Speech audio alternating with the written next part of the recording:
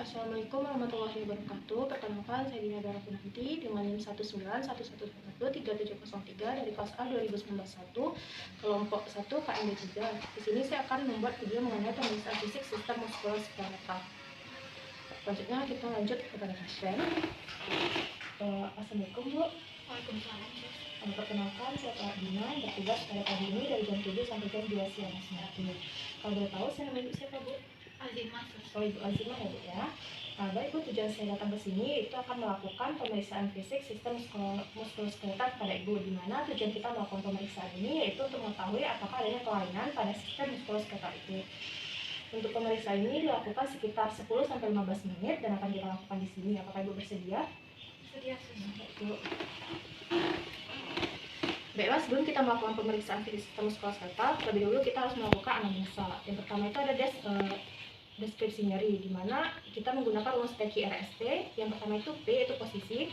Kita tanya kepada pasien di mana posisi adanya nyeri. Yang kedua itu ada quality, di mana kita tanyakan kualitas nyerinya. Apakah nyerinya itu seperti ditusuk-tusuk ataupun nyeri sehingga terasa panas.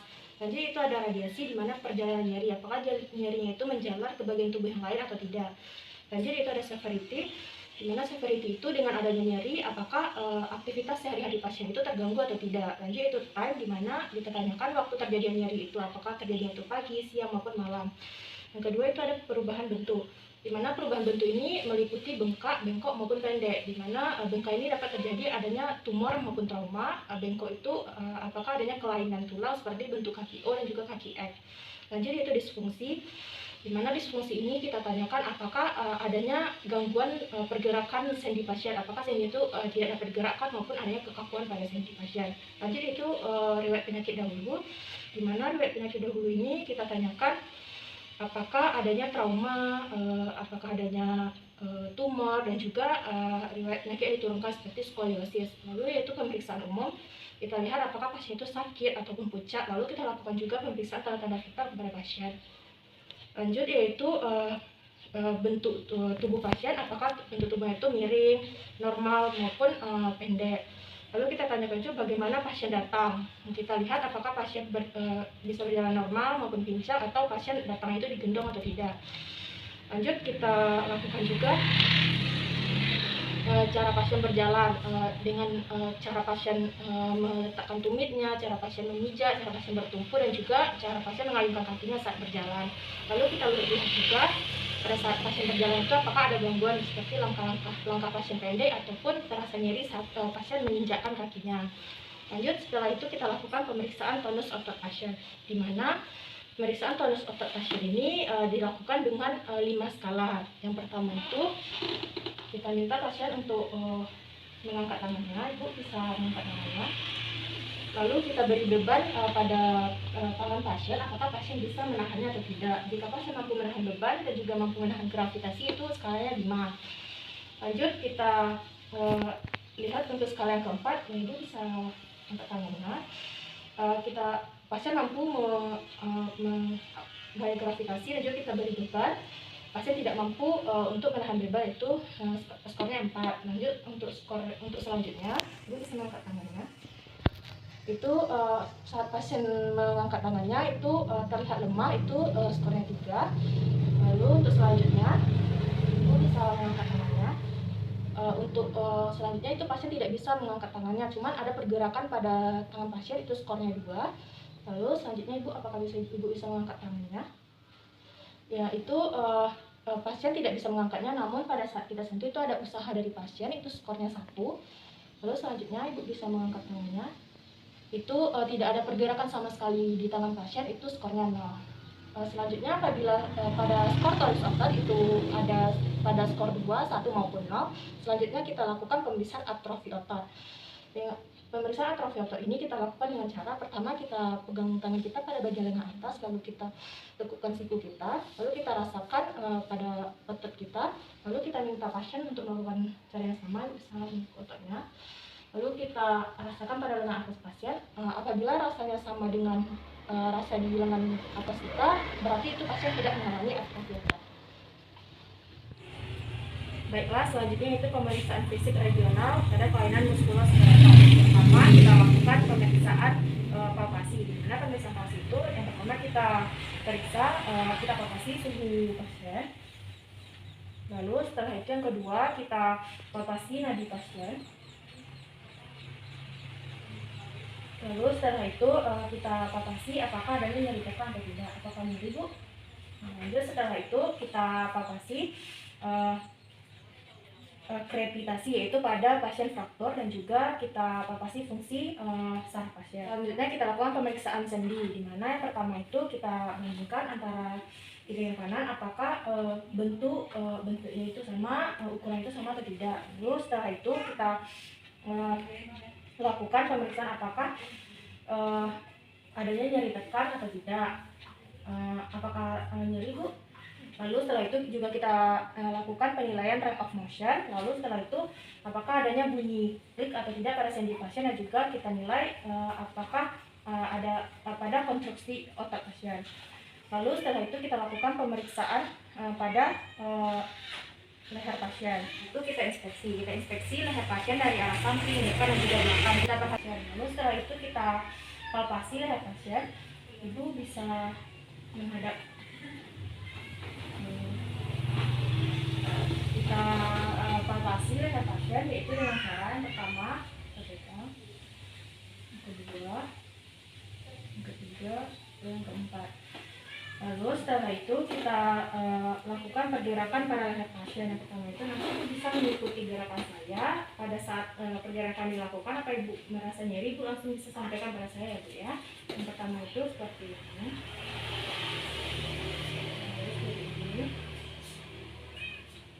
Seperti ini, seperti ini, ini. Apakah terasa nyeri Bu? Tidak, Sus.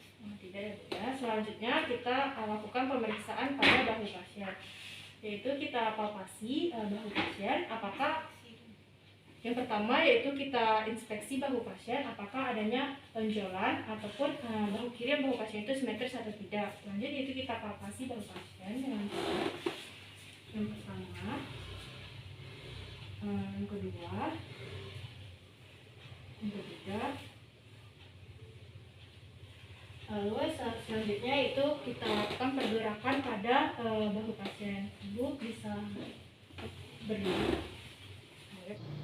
Selanjutnya kita lakukan pergerakan pada bahu pasien. Yang pertama itu ada abduksi dengan cara Ibu bisa ikuti gerakan saya ya. Ini. Lalu setelah itu kita lakukan abduksi. Lalu setelah itu ada forward fleksi seperti ini. Lalu yang terakhir itu ada backward fleksi. Apakah pemeriksaan terasa nyeri Bu? Baiklah, selanjutnya itu pemeriksaan pada siku pasien. Yang pertama itu ada inspeksi. Kita inspeksi siku pasien apakah adanya pembengkakan maupun tonjolan. Selanjutnya itu kita palpasi siku pasien. Caranya yang pertama, apakah nyeri Bu? Lalu setelah itu apakah nyeri Bu? Terus setelah itu kita lakukan pergerakan pada siku pasien. Nanti Ibu bisa ikutin saya Bu ya.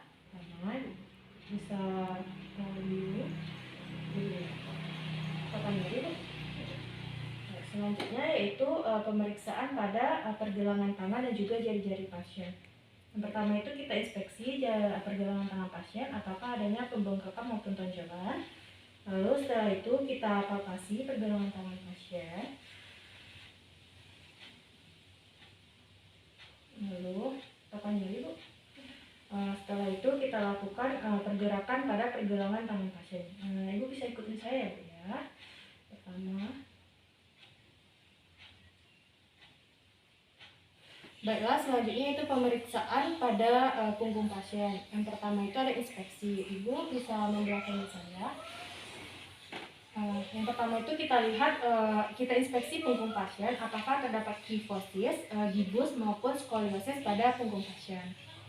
Ya, lalu setelah itu kita lakukan palpasi pada punggung pasien di 3 titik. Yang pertama palpasi di bawah, di tengah, dan juga bagian atas.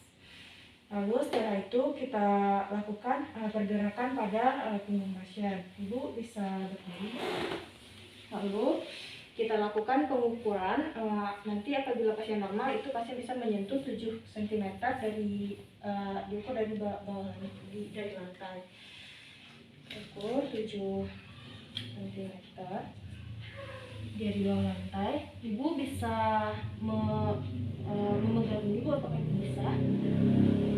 Apakah terasa nyeri, Bu? Saya tidak merasa nyeri. Lalu setelah itu kita bisa melakukan pergerakan pada punggung pasien. Bu bisa menghadap saya, Bu. Itu apakah nyeri, Bu?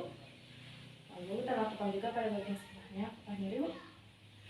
Lalu setelah itu kita lakukan juga pengukuran pada area punggung pasien, apakah adanya pelebaran atau pembengkakan pada punggung pasien. Bu bisa menghadap sebelah.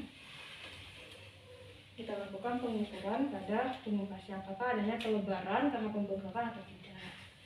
Nah, selanjutnya yaitu kita lanjut pada pemeriksaan pinggul. Pertama itu ada inspeksi. Kita inspeksi pinggul pasien, apakah adanya pembengkakan, tonjolan maupun simetris atau tidak pada pinggul pasien.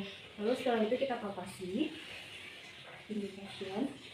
Nah, lalu setelah itu kita lakukan pergerakan pada pinggul pasien. Nanti ibu bisa ikutin gerakan saya ya, Bu ya. Pertama kita inspeksi. Apakah terasa nyeri, Bu? Nah, lalu selanjutnya yaitu pemeriksaan.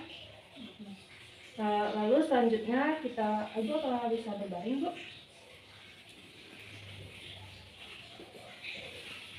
Lalu kita minta pasien untuk mengangkat salah satu kaki, Bu. Bisa mengangkat kakinya, Bu. Apakah nyeri, Bu? Bisa turunkan kembali. Lalu setelah itu apakah bisa tengkurap, Bu? Lalu ibu bisa mengangkat satu kakinya, Bu. Apakah nyeri, Bu? Ibu bisa telentang kembali. Selanjutnya itu kita mengetahui apakah adanya kesenjangan pada anggota gerak atau tidak. Itu caranya, ibu bisa membentuk lututnya, Bu. Lalu kita bandingkan apakah lutut kiri dan lutut kanannya itu tingginya itu sama atau tidak. Lalu apakah ada pembengkakan atau tidak.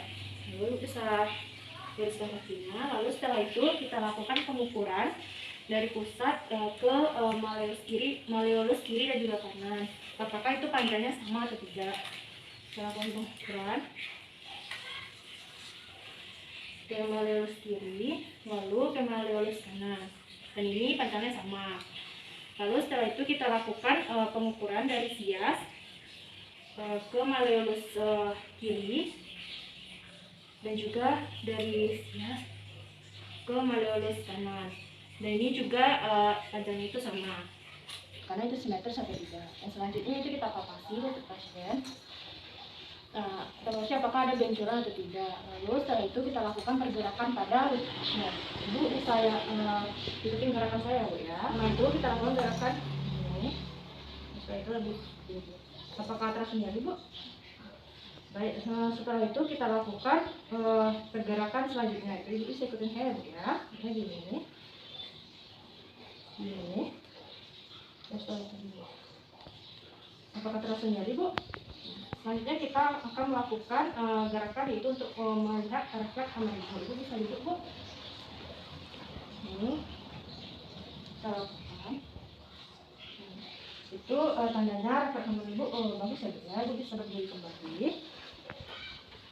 Sekarang kita lanjut pada pemeriksaan kaki ya, Bu ya. Yang pertama itu kita inspeksi kaki pasien. Apakah adanya pembengkakan atau tidak. Lalu kita palpasi.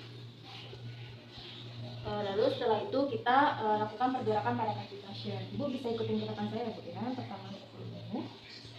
Apakah nyeri, Bu? Lalu seperti ini. Lalu seperti ini. Apakah terasa nyeri, Bu? Baiklah, Bu. Sekarang kita telah selesai melakukan pemeriksaan pada sistem muskuloskeletal Ibu. Sebenarnya apakah ada yang ingin Ibu tanyakan? Tidak ada ya, Bu ya. Kalau begitu saya pamit ya, Bu ya. Assalamualaikum, Bu. Waalaikumsalam. Baiklah, sekian video tentang pemeriksaan fisik sistem muskuloskeletal saya. Terima kasih atas perhatiannya. Mohon maaf apabila ada kesalahan. Assalamualaikum warahmatullahi wabarakatuh.